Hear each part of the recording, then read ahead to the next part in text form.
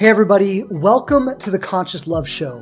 Whether you are single, you are in a relationship, or you're healing a broken heart, this show is here to inspire you, to remind you how beautiful, lovable, and amazing you truly are, and to give you the practical tools and insights to navigate from wherever you are right now to the loving relationship that you so deeply want to have.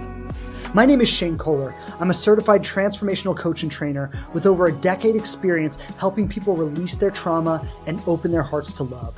I've delivered seminars all over the world, coached thousands of people through my online platforms and programs, and every week I'm coming straight to you with the hottest insights and the best teachers around, bringing you powerful resources and profound conversations to heal your relationship with love, dating, and yourself. I'm so grateful you're here, and if it's your first time, welcome. You can count on me to always show up for you with my very best and a commitment to learn and grow myself so I can serve you to my maximum ability. Thanks so much for tuning into the show. I've got some awesome things planned for you today. So without further ado, let's dive in.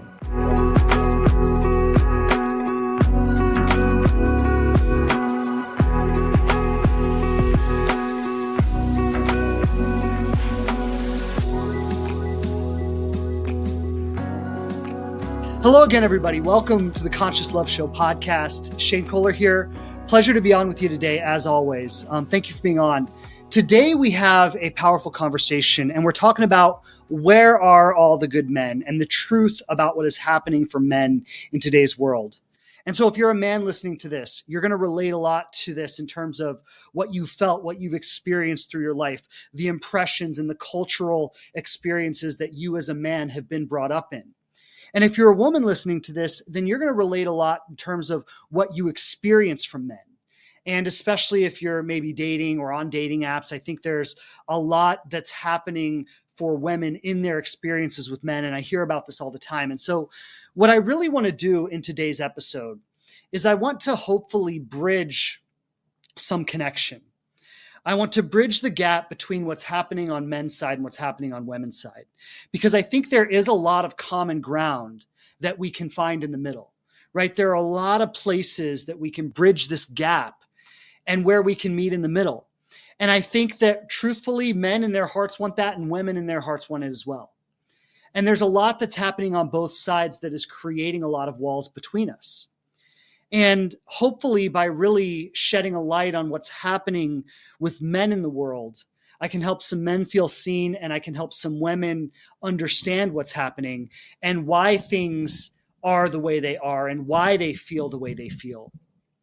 And as a result of that, we can create healing, we can create connection, and we can create authentic opportunities to really bridge that gap in a way that's going to be deeply fulfilling for both.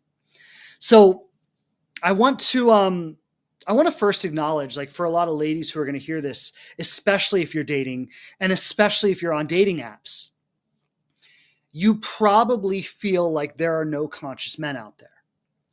You probably feel like you go on lots and lots of dates or you open lots and lots of conversations and everything from getting one word questions like, hey, what's up? Or, you're trying to carry a conversation and it feels like a man just isn't able to meet you there, not able to get deep, not able to ask questions about you or really show interest or insight. That's something I hear a lot from women. Men that you go out with and you feel like it's going really well and you're hitting it off.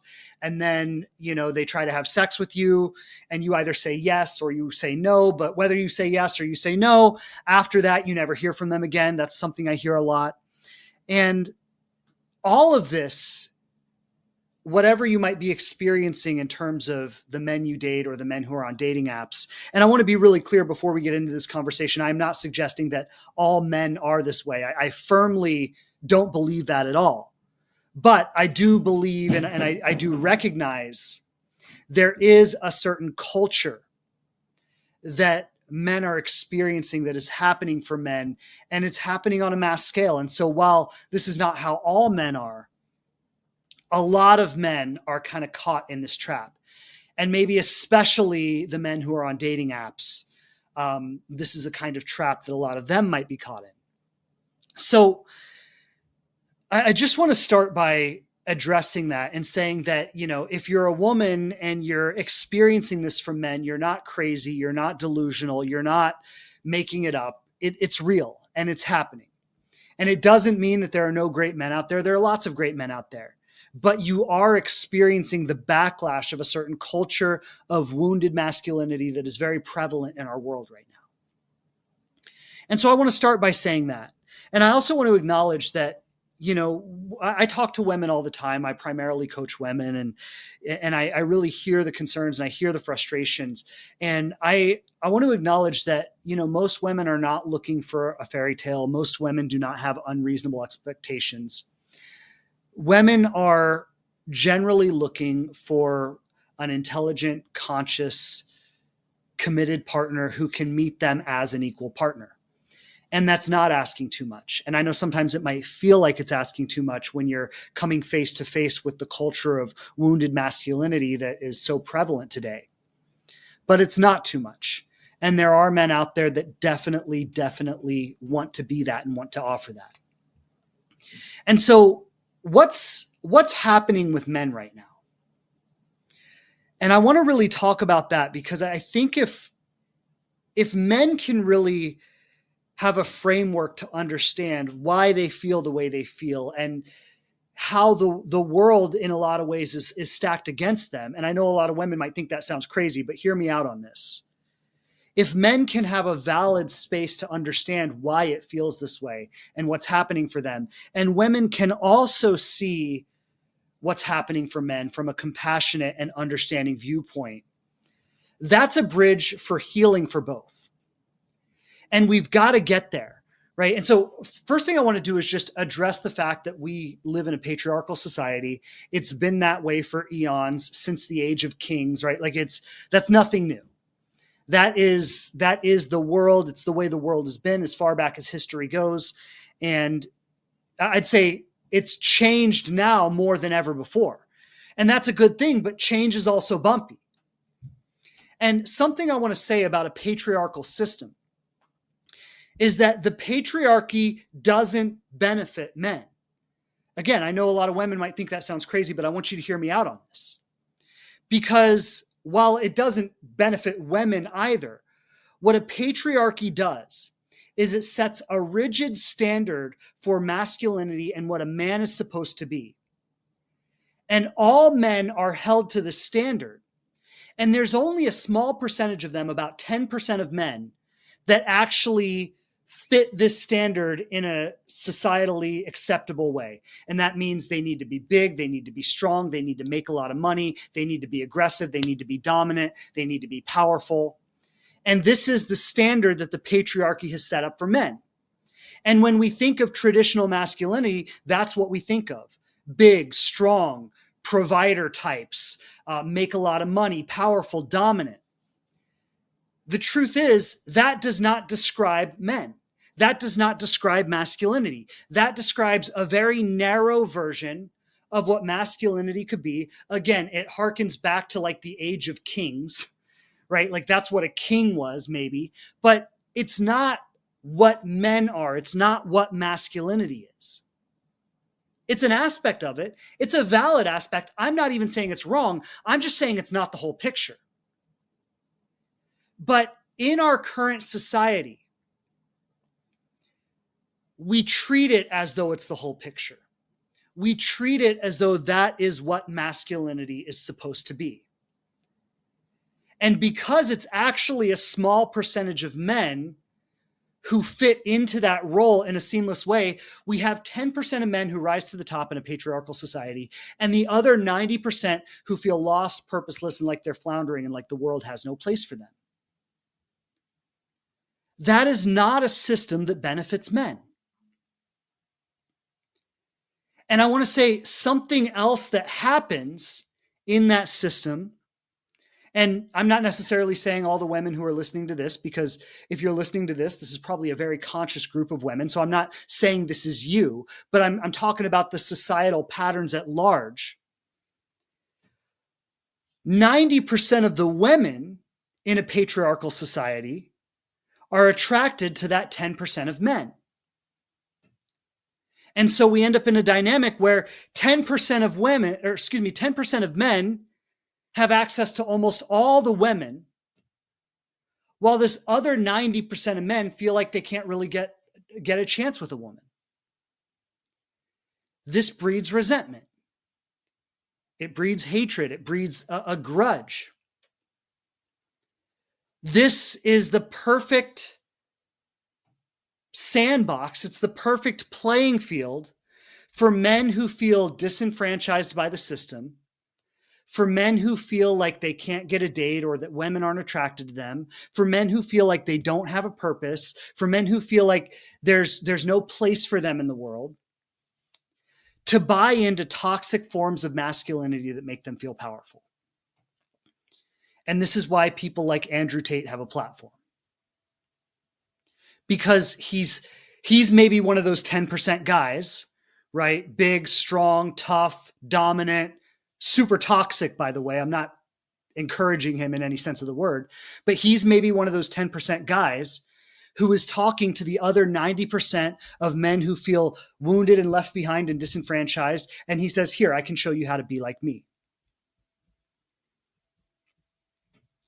Now, what I want to say is that other 90% of men who feel disenfranchised, who feel purposeless, who feel like they have no place, they can either devolve into toxic forms of masculinity that are based on models of dominance and control and, toxic power and those kinds of things, or they can choose to actually open their hearts deep in themselves and evolve and grow.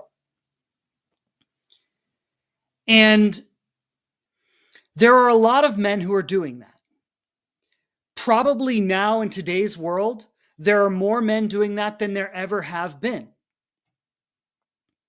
But we're at the precipice of a whole new world right now, and it's still unfolding.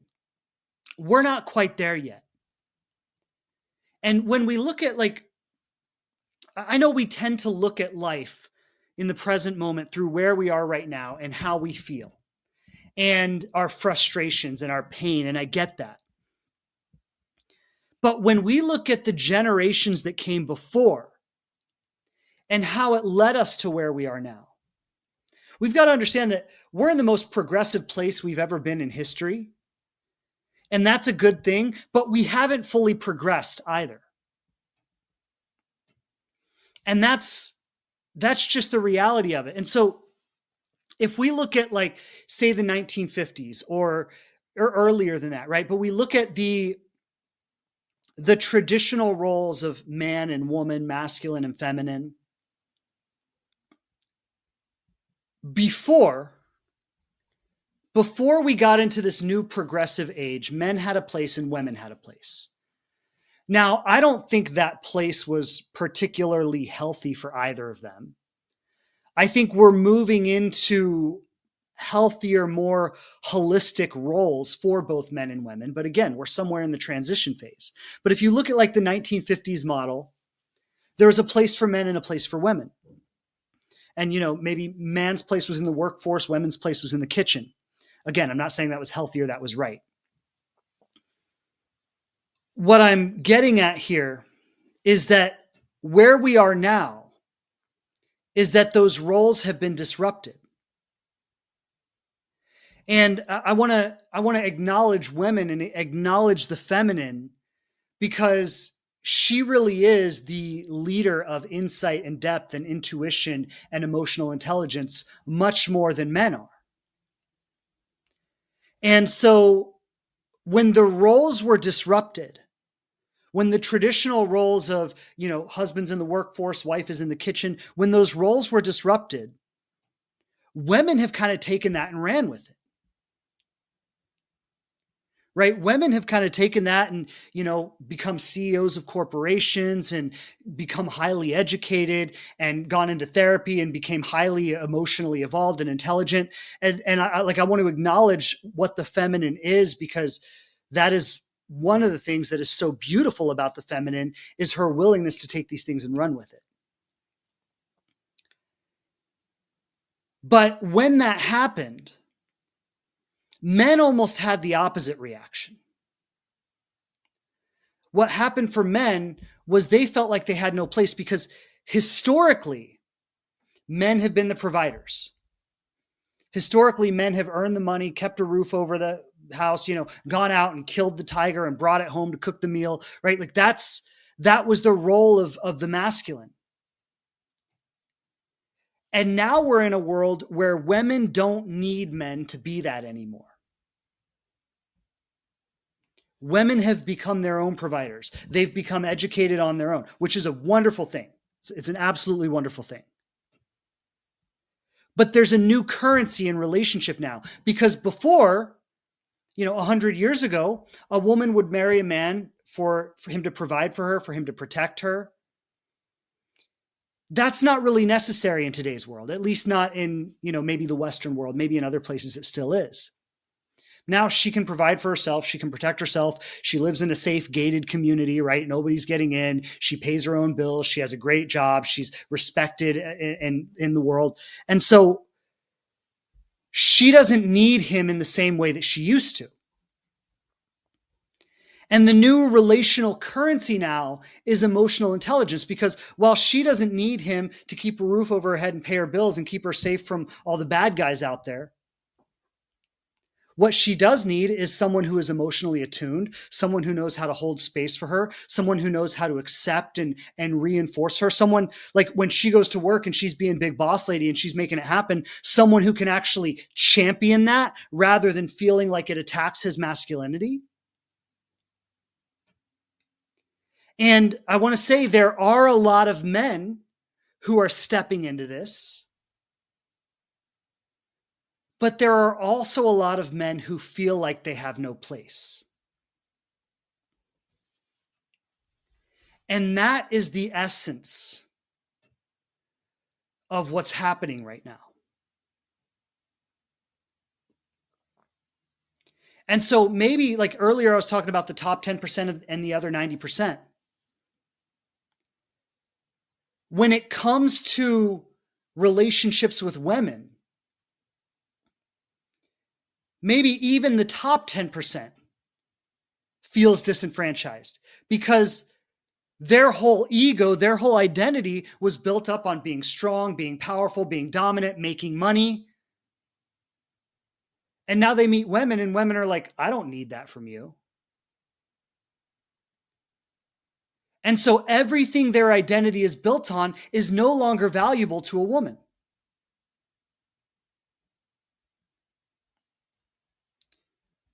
Right? Everything their whole ego structure and the way that they validate themselves, women aren't interested in that anymore. Meanwhile, the very thing that women would be interested in is something men have never been taught. That emotional attunement, that depth, that ability to really hold all of her, to create a safe space for her to be fully expressed, to protect not her house or her body, but to protect her soul, to protect her spirit. That is what the modern feminine is calling the modern masculine into. And I'm just going to say this for all the ladies out there. At large, at mass, the feminine is a little bit ahead of the masculine right now. That doesn't mean that a really amazing conscious woman can't find a really amazing conscious man and partner and have a wonderful life together. My wife and I have done that. I have tons of friends who have done that. So it's possible. It's happening all the time, actually. But what we're dealing with is we're dealing with masses of people that are imbalanced. And so for someone who's on the dating apps, right, for someone who's sitting there swiping left and swiping right and trying to find a match, it's not that that match isn't out there. It's not that that person isn't available or that there aren't men who want that and are ready for that. That's not the case at all. But when you look at the masses of people, they're not necessarily ready for it on a mass level. And so it requires a little more searching, a little more time, a little more patience.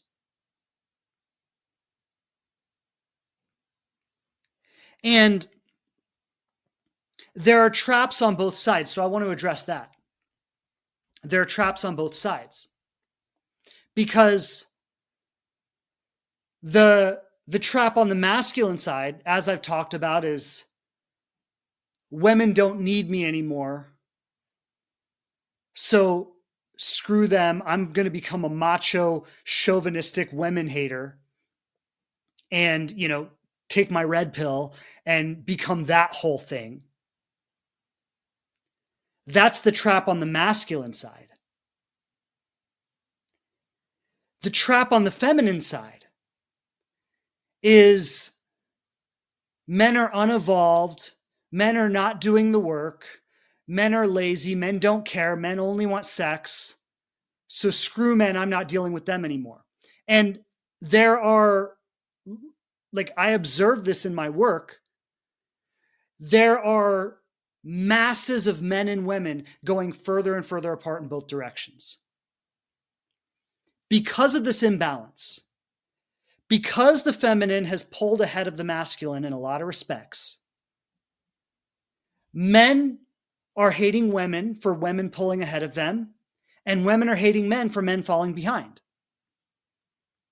I can't tell you how many times I see it in the comments on my Instagram posts where someone will be like, this is why so many women are choosing just to give up men altogether.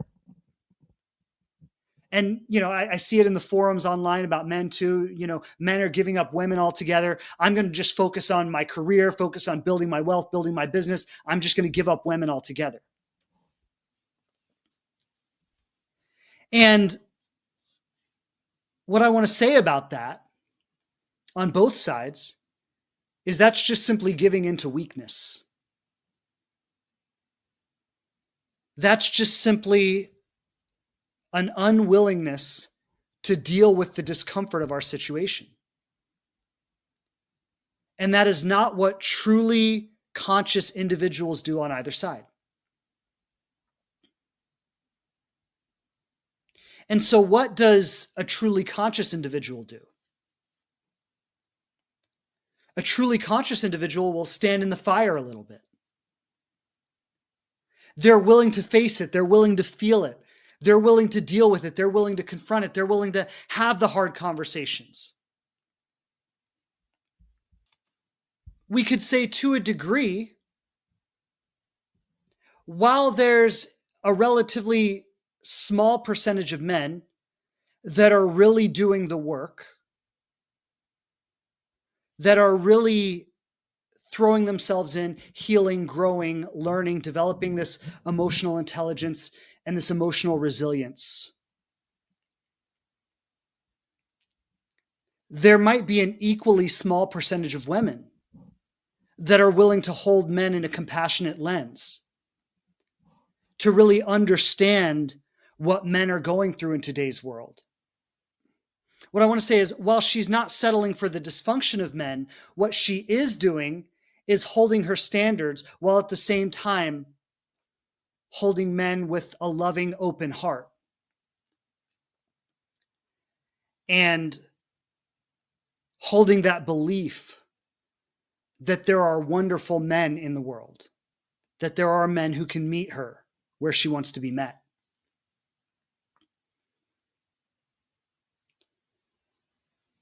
And so there's a mirroring here. There's a mirroring.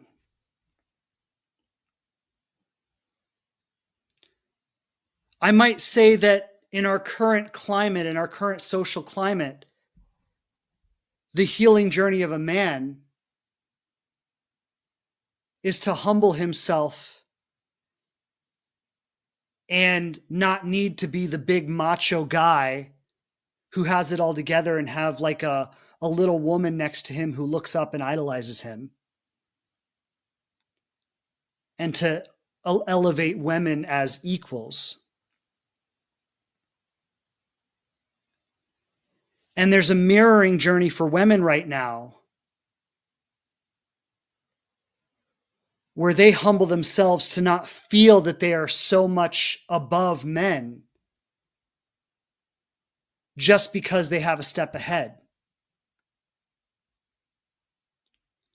And that takes a lot of courage because that's deeply vulnerable on both sides.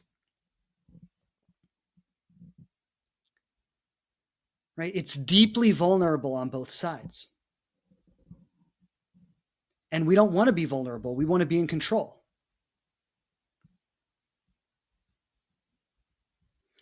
The biggest advice on social media right now when it comes to dating advice for women, the biggest advice is you don't need to deal with that shit. Just leave him. You can find better. You're a strong, powerful woman. You don't need a man like that. If he's not doing X, Y, or Z, drop his ass. That is the most pervasive advice, dating advice for women on social media. And I get where it comes from. It comes from women coming face to face with this culture of wounded men day in and day out, and being fed up and tired of dealing with the shit. So I get where it comes from.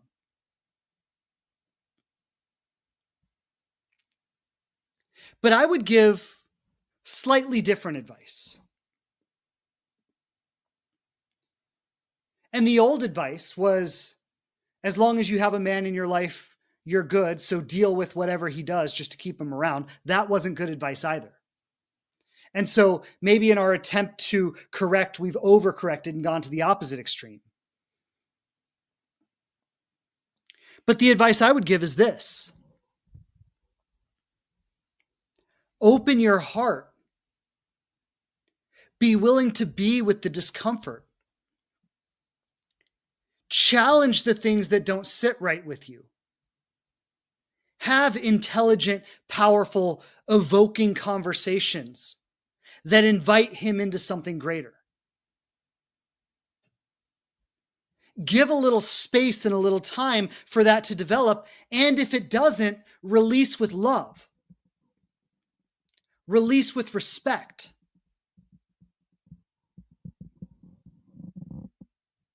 See, the whole thing is, for women, you meet a man, you're maybe a little more emotionally involved than him, a little more intuitive, a little more connected, a little bit deeper.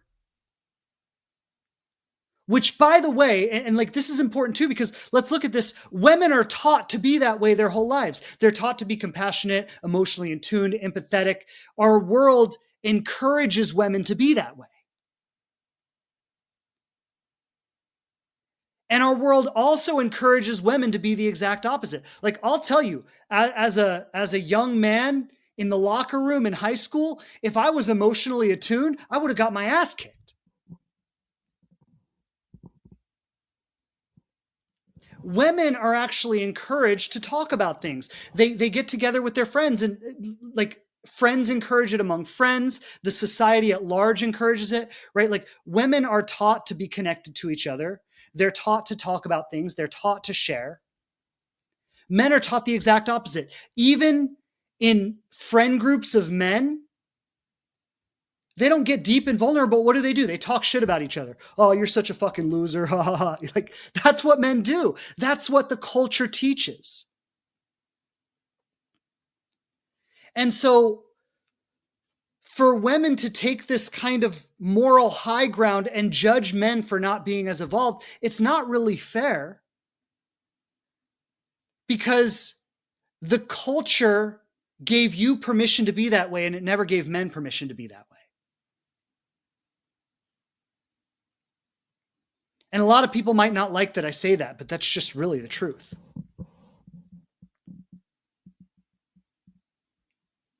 And I'm not saying that to justify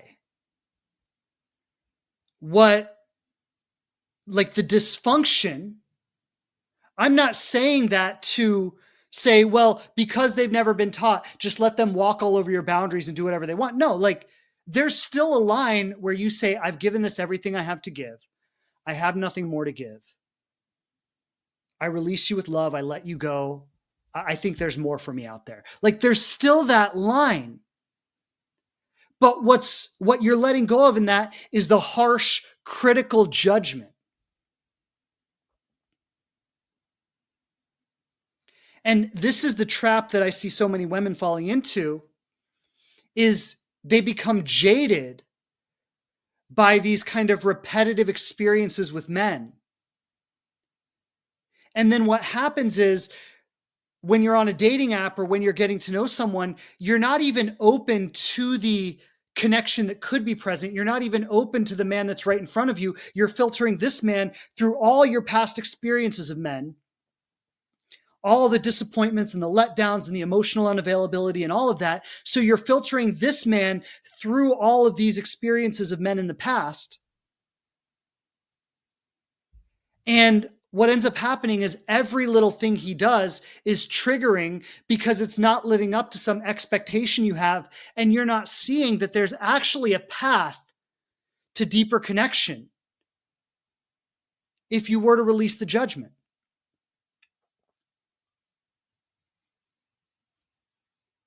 And I'm going to say this for the women out there too. Often in today's world, the woman is going to have the responsibility of leading that path. Not because she's a woman, but because often she's going to be a little bit ahead on that path. I say this to all my clients, like couples I coach, anybody I work with. I always say this: the responsibility falls on the more conscious person. I'm not saying women have to take responsibility because they're women. I'm saying that in an interaction, if there are two people, whoever in that interaction is more conscious has the responsibility of leading the consciousness in that moment. That's it. If that happens to be the woman, then it's the woman. If it happens to be the man, then it's the man. Now, I want to read this comment right here because this is perfect. Red Hot Bordacua says, I actually tried what you're saying, but he took it as weakness and tried to become abusive. I released him with love. Okay, good. I love that you released him with love. So awesome job. Amazing for you. But this is what I want to caution you, or maybe you're already there, but somebody else who might hear this. This is what I want to caution against. Because yes, trying what I'm saying will sometimes be met with resistance. Going back to everything I've said so far today, a lot of men are not ready for this. A lot of men are in that victimization, red pill. Women are trying to take everything from me and I'm not going to let it happen. A lot of men are there. A lot of men are at a place where they feel inadequate. They feel purposeless. They see women rising to the top. They see women making more money. They see women being more successful. They see women taking on more personal power. And in relationship to that, they feel small. They feel weak. And so when a woman shows up with her power, a man will resist it. I acknowledge that. Like, my heart breaks for the people who have to go through that. It fucking sucks. I'm not going to pretend anything other than that. But now you have a choice. And again, I'm not necessarily talking to you who left the comment, but if it relates, then awesome. Or if it relates to someone else. But when that happens, you have a choice. You can let that experience create resentment inside of you. You can let it fester into a belief system about how men are and what you can expect from men. And you can start to filter all your interactions with men through that lens. Or you can say, I get it. I understand what's happening in the world. I understand how a lot of men are feeling disenfranchised right now. I understand that a lot of men are struggling with the fact that women are rising up to their level and even above. I understand that a lot of men feel inadequate, and I understand that I am going to encounter that. And that when I show up in my powerful, embodied, full, awesome self, some men are not going to be able to handle that. But rather than letting that become a judgment and a resentment and a criticism and a way to elevate yourself and tear down men at the same time, You can let your heart break for the men who are feeling disenfranchised by this. You can see into them that, wow, like there's just a little boy in there who feels scared and inadequate and unworthy. And he feels like he has no place. And I don't need to coddle him. I don't need to be his mother. I can say, listen, I see where you are and I let you go and, I wish you well, right? I'm not saying you need to take personal responsibility for that. You just don't let it jade you. You just don't let it change who you are. You don't let that dim your light.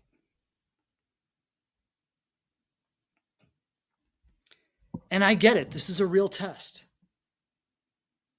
This is a real test. Because it's easier to close your heart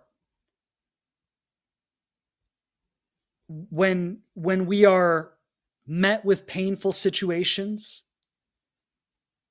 It's easier to close our heart than it is to keep it open in the face of the pain.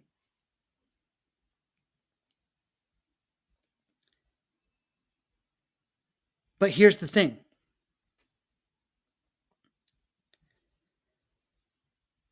Those who keep an open heart are those who maintain the capacity to create conscious love, to create deep, meaningful connections. Those who close their hearts are not. And so what's happening for a lot of men right now, they're feeling inadequate, they're feeling disenfranchised, and in response to that, they're closing their heart. And then women meet them, and they experience that closed heart.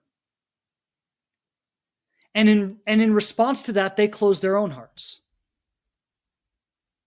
Now there's no healing happen.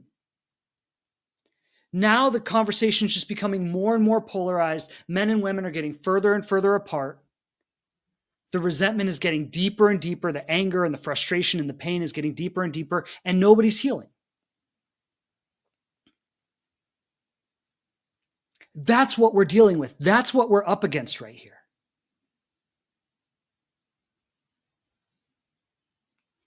And there's some interesting statistics because less and less people are getting married than ever before. Less and less people are having sex than ever before. Like you'd think like sex is something everybody wants to have, right? Well, people aren't having sex anymore. It's crazy. And why is that? Like why are people not having sex? Why are people not getting married? This is the reason. It's because the historical roles and the historical patterns that have shaped our way of meeting and mating throughout history have become completely disrupted. And that disruption makes it very uncomfortable for everyone. It makes it very uncomfortable for men. It makes it very uncomfortable for women. And so those who are still meeting and still mating and still getting married, they're the ones who evolve themselves enough to be able to navigate this, rather than being hit with the frustration and the disappointment and giving up.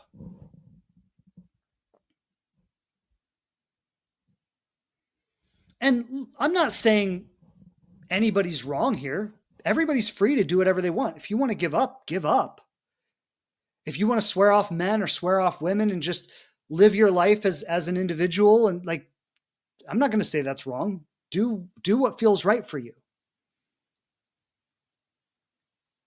But I think there is an objective truth about life that says the richest, deepest experiences in life are those we have in relationships with others. And maybe even to take that a step further than our friendships or our family relationships, is to have an intimate, romantic partnership is maybe perhaps one of the richest experiences you can have in life. And given the way everything is changing in our world and all the ways I've been talking about, the chances of having that are lower than ever. But the reward is also higher than ever. Right? So if we go back to like the 1950s marriage, well, it was pretty easy to get married. Most people did it. That was what everybody did. You got married and you had a family. Most people did that back then. It was a lot easier to get that than it is today. But the reward was also a lot lower. Because back then, if a man didn't like what his wife was saying, he would just take her to the doctor and have her put on medication so she would shut up. And so while it was easier to get married and have a relationship, the quality of those relationships were a lot lower. And then women became more empowered. They started to say, if this marriage isn't fulfilling for me, I'm going to leave it. And women started divorcing their husbands. And women started taking up important roles in the workforce and all these wonderful things. And that complicated the way it's always been. And so, yes, now it's harder than ever before. But also, those who do form a conscious partnership have a level of relationship and depth and communication that has probably never been available before in history.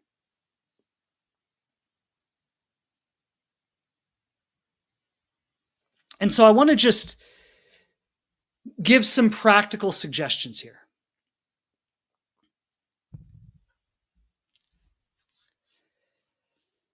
So first of all, where are the good men?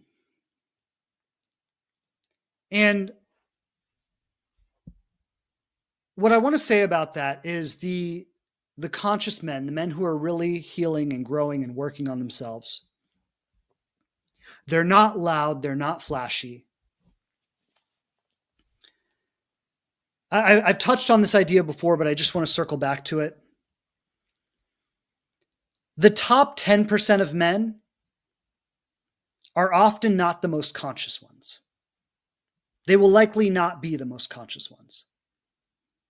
So think about it like this. These are the men who, throughout their lives, have been taller, which that just automatically across the board makes them more attractive to 90% of women. They've been taller, they've been stronger, they've made more money. What I'm getting at here is because they have fallen into this top 10% of men, they have basically had women falling all over them their whole lives.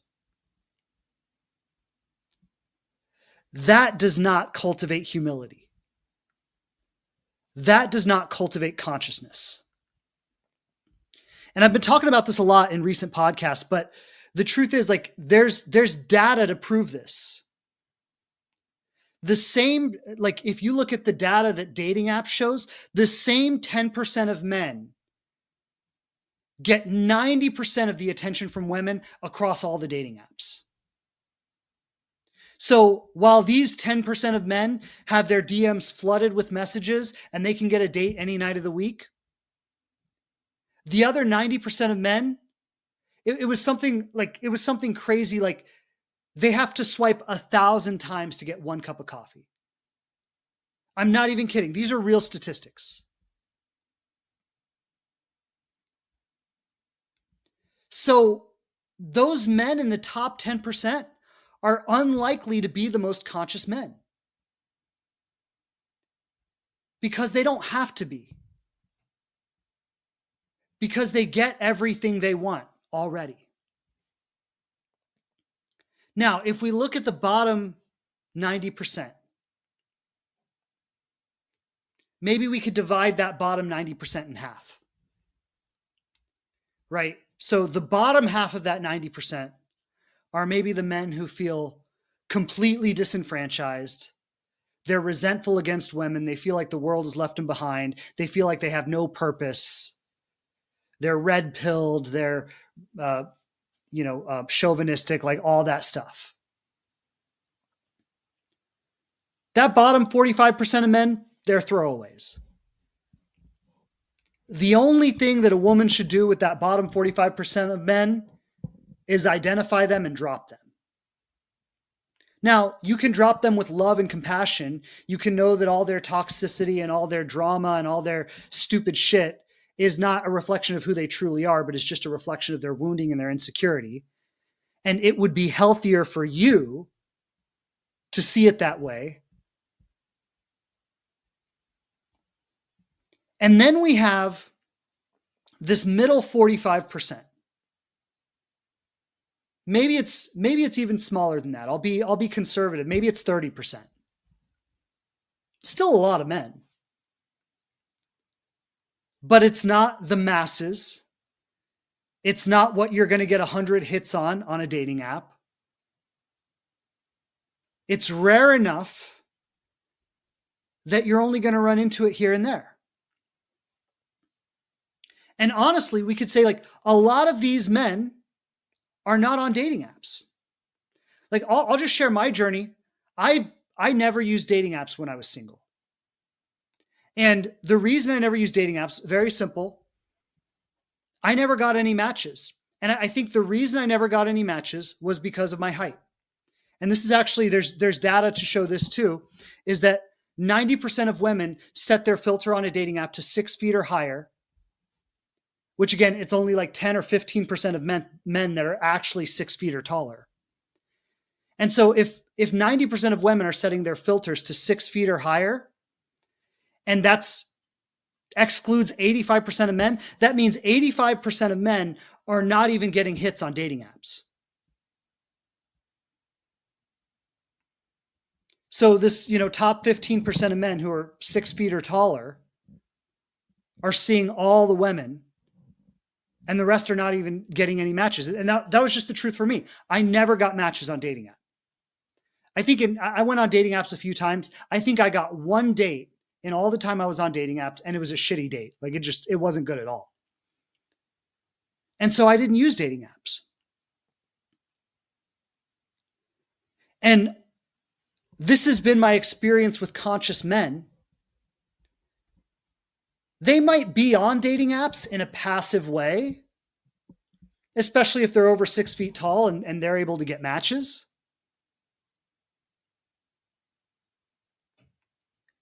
But most conscious men are busy being in their lives. Right. So when I'll use myself as an example, when I was single and like some of my friends and people I knew, like what was I doing? I was pursuing my career. I was actively engaged in my career most of the time. And at the time I was in an internship to become a trainer for a personal development seminar. And so I was in trainings all the time. I was going to yoga a lot. I did a lot of yoga. I did yoga teacher training. I would go on retreats and things like that. I would go to spiritual circles. So there was a circle in my neighborhood where we'd sit and study A Course in Miracles. And I would go to that every single Wednesday. I would be there. And so I was doing things that I enjoyed. I was out in the community in a way that I enjoyed. I got a friend of mine. He's involved in like Legacy 100, like a nonprofit in his community where so every Friday night he's like at a nonprofit event.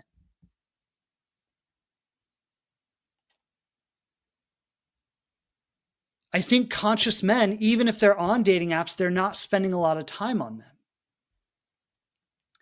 They're out in the world making real world connections. Now, I don't think dating apps are bad, but this would be my challenge for everyone. How can you expand your circle in ways that are deeply meaningful for you?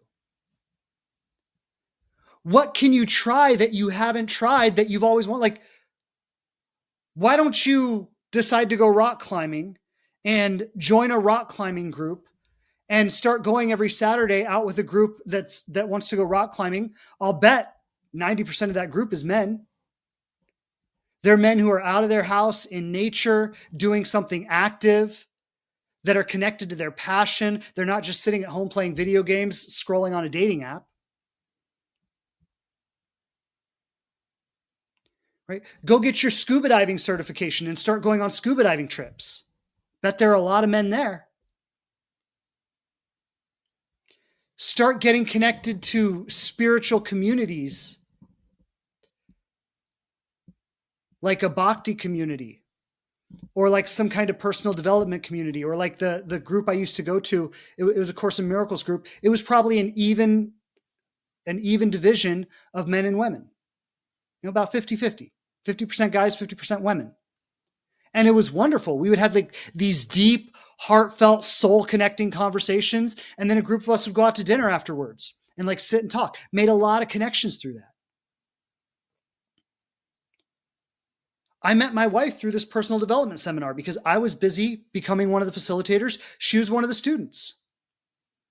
And after she graduated, she hung around the community and we got to talking. And then we formed a relationship through that.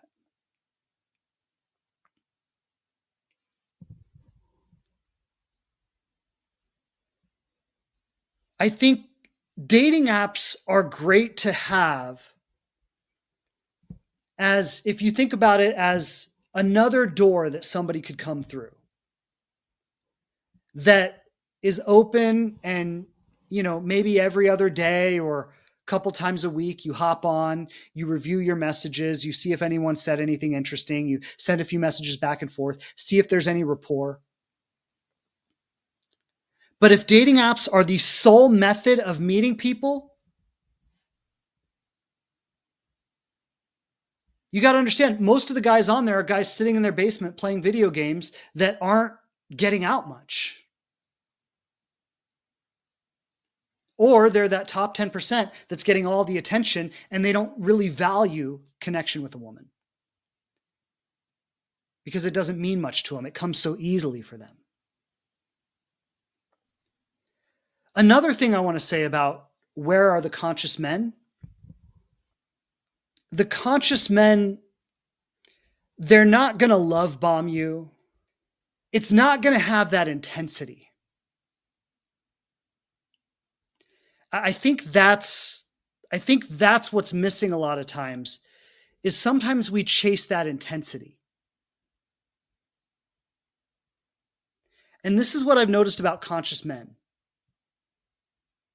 They're in their zone. They're living a life they love. They're doing what's meaningful for them. But they're just looking for real, grounded connection. And so a lot of times when a woman meets one of these men, and she's looking for like this intense spark, this intense connection, this intense like, oh my God, I've never felt this way. Like it's something that she's often not going to feel because he's grounded, because he's safe.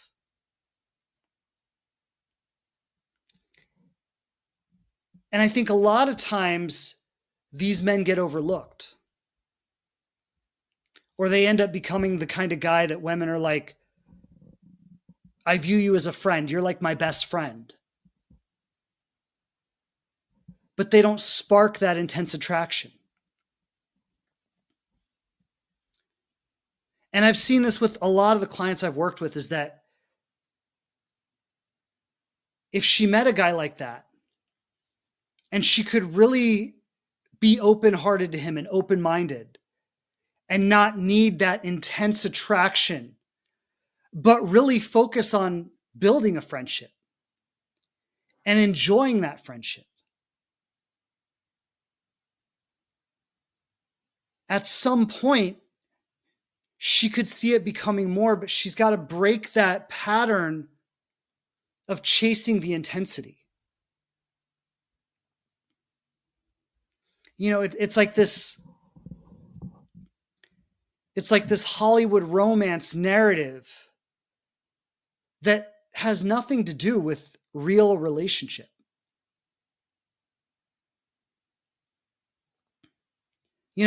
If you look at a partnership 10 years in,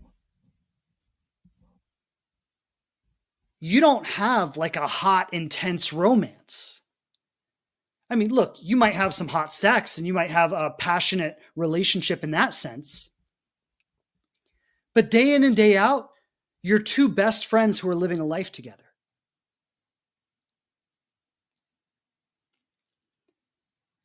That intense, like obsessive level of passion that fades over time in every single relationship. And a lot of people don't want to hear that. They want to think, I can find that person that I'm wildly attracted to, and we're just going to be obsessed to each other for every day of our lives. No, you won't be. And a lot of times, chasing that intense attraction is what disconnects us from creating a conscious relationship.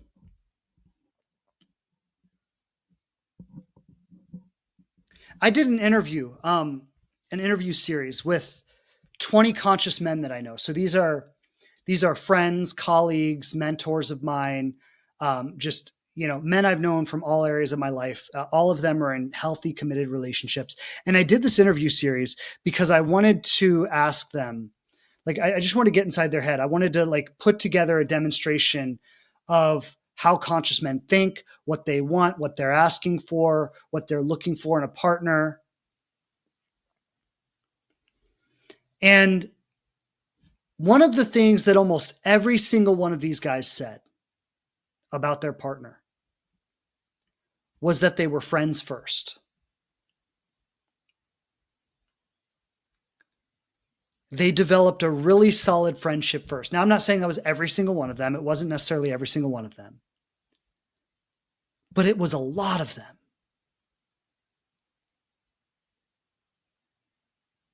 And I thought it was so interesting how so many of these men who are, like I said, really conscious, really loving, really kind, sincere men who are all in these really healthy, amazing, committed relationships, probably 50% or more of them said that they were friends first.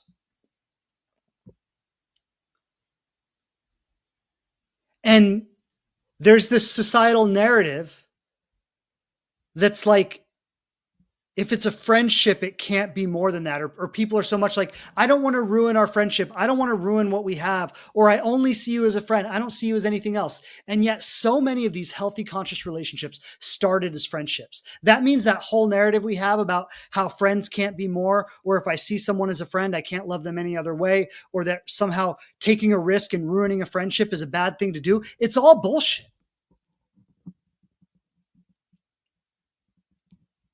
Because what is a friendship? A friendship is a really safe, loving connection where you love and appreciate each other for who you are without any kind of pretense. A friendship is what all successful relationships end up being, whether they started that way or not.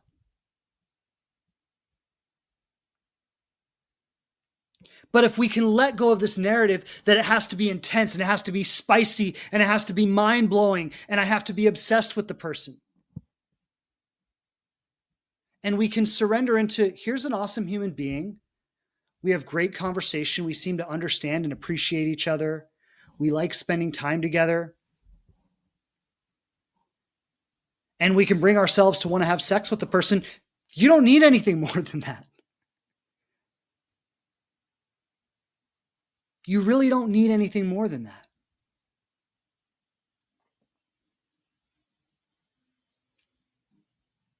And I think that's one of the biggest limiting narratives. And, where are the conscious men? Often they're the friends. Often they're the people that make you feel safe, but you would never consider dating. And this is where I'm going to shine a mirror on the historical context that women have been living in, where they've been programmed since they were 4 years old to look for a Disney prince. And that's not what real love is made of.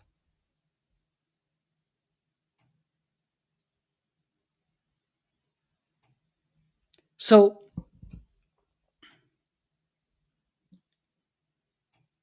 this is what I want to close with today. A few ideas. I want to sum up everything we've talked about.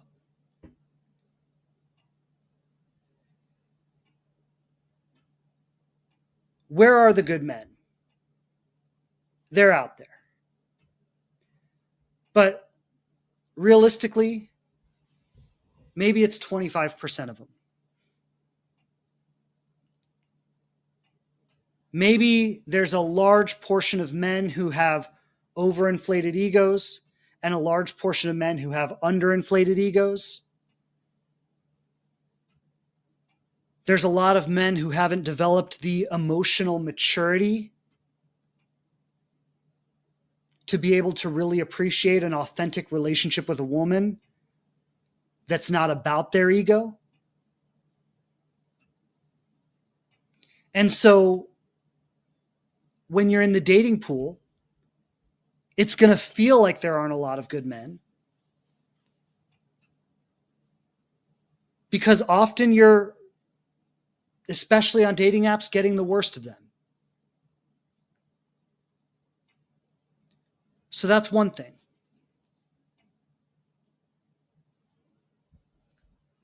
The next thing I want to say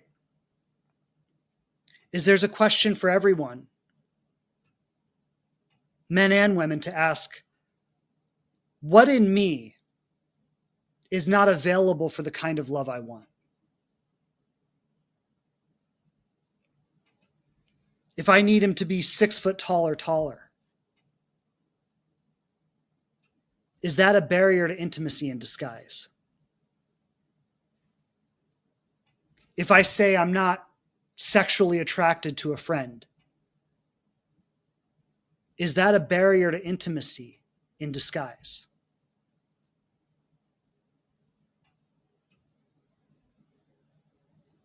The next question I want to pose: if you were to get off the dating apps and start getting out in the world, what things are calling at your soul that you're not giving voice to? Is there something spiritual you need to feed? Is there a sense of adventure you need to feed? Is there a sense of travel or expansion or trying new things or having more fun? Is there a role in your community that you could fill but you're not filling? Is there something you want to learn that you're procrastinating on? Right? What are the strings that are tugging at your heart that could connect you to new communities of people? If you were willing. If you were willing to get off the dating app and get out in the real world.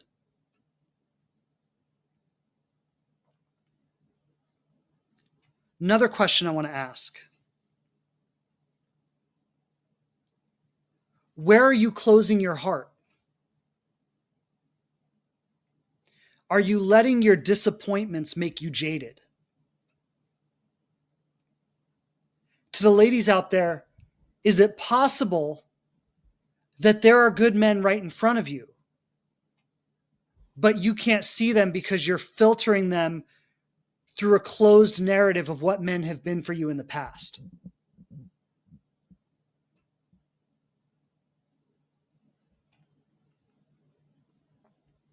And where can you open your heart?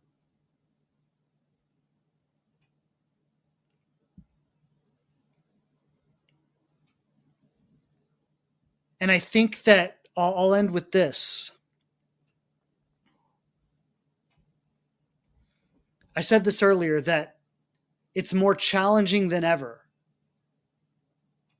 to create a marriage or a really loving partnership. But the reward is also greater than it's ever been. And so for men and women,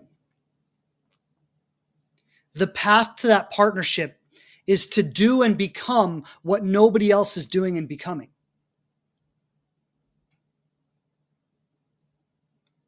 See, men can't buy their way into a relationship anymore with wealth and prestige and power. That's the old model. That doesn't work anymore. So men have to become deep, intelligent, emotionally attuned.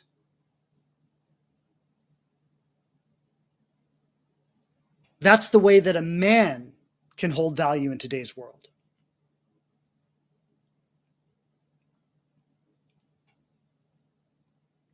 And I think on the flip side,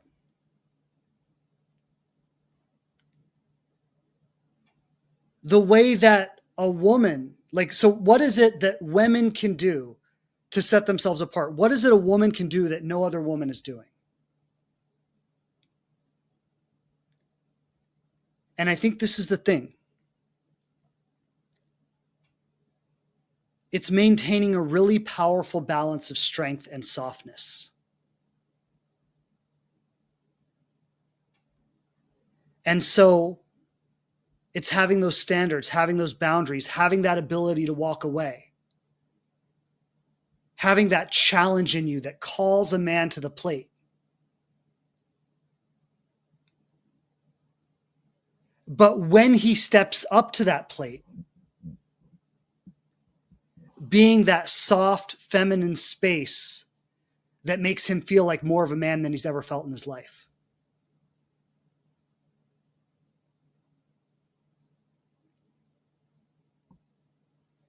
And I think what's happening for women is they're too strong or they're too soft. But they haven't balanced the two. And a conscious man is craving, like in his soul, that balance. That woman who's going to love him unconditionally, but also call him on his shit.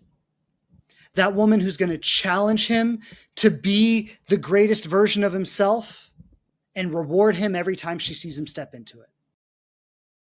So in closing, I just want to say thank you so much for being with me in today's conversation.